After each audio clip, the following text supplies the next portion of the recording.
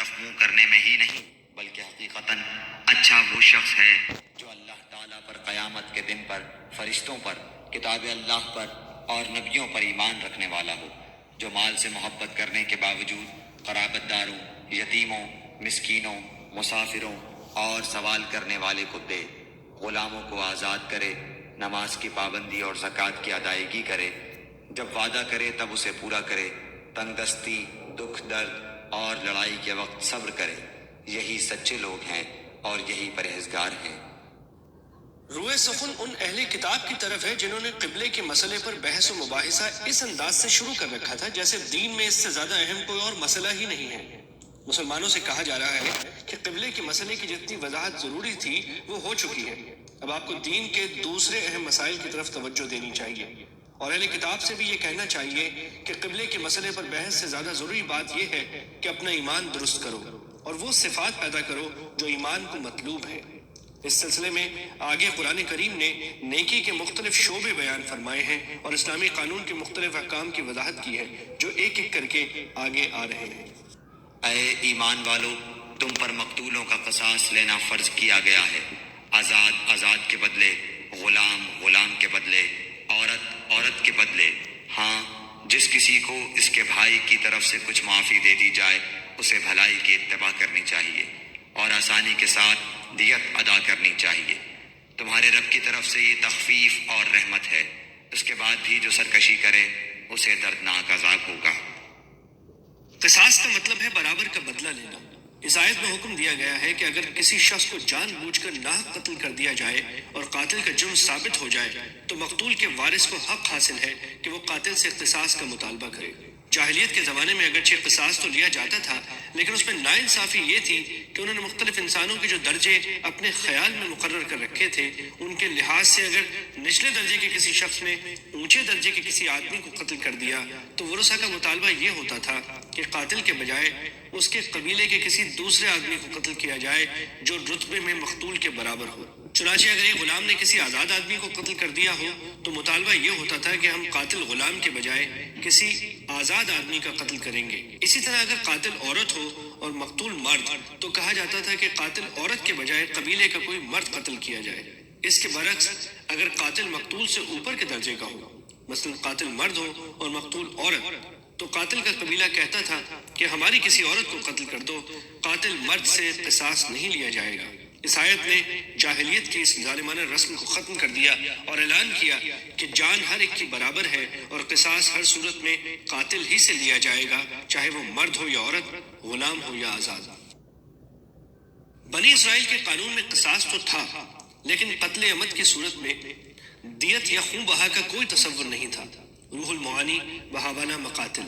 اس آیت نے مقتول کے ورثاء کو یہ حق دیا کہ اگر وہ چاہیں تو مقتول کا قصاص معاف کر کے خوں بہا کے طور پر کچھ رقم کا مطالبہ کریں۔ ایسی صورت میں ان کو چاہیے کہ رقم کی مقدار معقولیت کی حد میں رکھیں اور قاتل کو چاہیے کہ خوش اسلوبی سے اس کی ادائیگی کرے۔ مطلب یہ ہے کہ اگر خون بہا لے کر وارثوں نے قصاص معاف کر دیا ہو تو اب ان کے لیے قاتل کی جان لینا جائز نہیں ہے۔ اگر وہ ایسا کریں گے تو یہ زیادتی ہوگی جس کی بنا پر وہ دنیا اور آخرت دونوں میں سزا کے مستحق ہوں گے۔ عقل مندو، قصاص میں تمہارے لیے زندگی ہے، اس باعث تم قتل ناحق سے رکو گے۔ تم پر فرض کر دیا گیا ہے کہ جب تم میں سے کوئی مرنے لگے اور مال چھوڑ جاتا ہو تو اپنے ماں باپ اور قرابت داروں کے لیے اچھائی کے ساتھ وصیت کر جائے۔ پرہیزگاروں پر یہ حق اور ثابت ہے۔ یہ آیت اس دور میں نازل ہوئی تھی جب مرنے والے کے ترکے میں وارثوں کے حصے متعین نہیں ہوئے تھے، چنانچہ سارا ترکہ مرنے والے کے لڑکوں کو مل جاتا تھا۔ اس آیت نے یہ فرض قرار دیا کہ ہر انسان مرنے سے پہلے اپنے والدین اور دوسرے رشتہ داروں کے حق میں وصیت کر کے جائے اور یہ واضح کرے کہ ان میں سے کس کو کتنا حصہ دیا جائے گا۔ بعد میں سورہ نساء کی آیت نمبر 11 تا 14 میں تمام وارثوں کی تفصیل اور ان کے حصے خود اللہ تعالیٰ نے مقرر فرمائے۔ اس کے بعد جس وصیت کا اس آیت میں ذکر ہے وہ فرض تو نہیں رہی، البتہ اگر کسی شخص کے ذمے کوئی حق ہو تو اس کی وصیت کرنا اپنی فرض ہے۔ نیز جو لوگ شرعی اعتبار سے وارث نہیں ہیں ان کے لیے اپنے ترکے کے 1/3 کی حد تک وصیت کرنا اب بھی جائز ہے۔ اب جو شخص اسے سننے کے بعد بدل دے اس کا گناہ بدلنے والے پر ہی ہوگا، واقعی اللہ تعالیٰ سننے والا جاننے والا ہے۔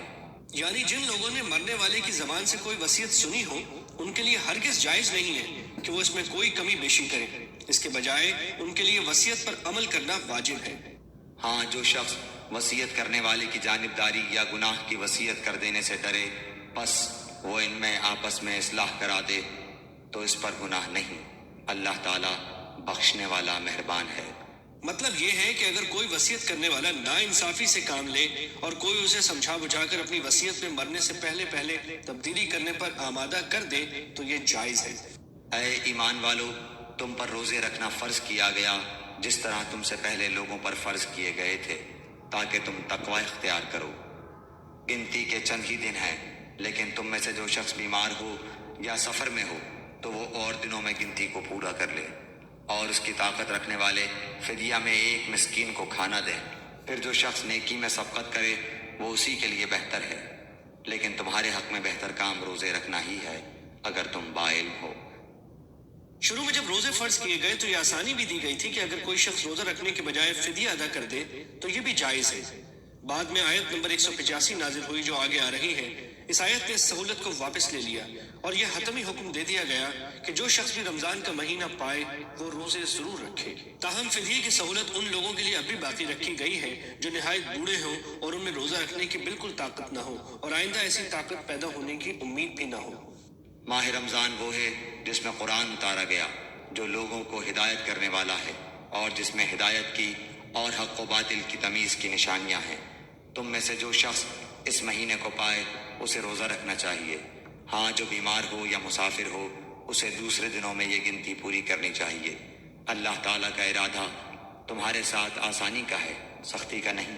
وہ چاہتا ہے کہ تم گنتی پوری کر لو، اور اللہ تعالیٰ کے دی ہوئی ہدایت پر اس کی بڑائیاں بیان کرو اور اس کا شکر کرو۔ اس آیت میں ایک لطیف اشارہ ان تکبیرات کی طرف بھی ہے جو رمضان کے فوراً بعد عید کی نماز میں کہی جاتی ہیں۔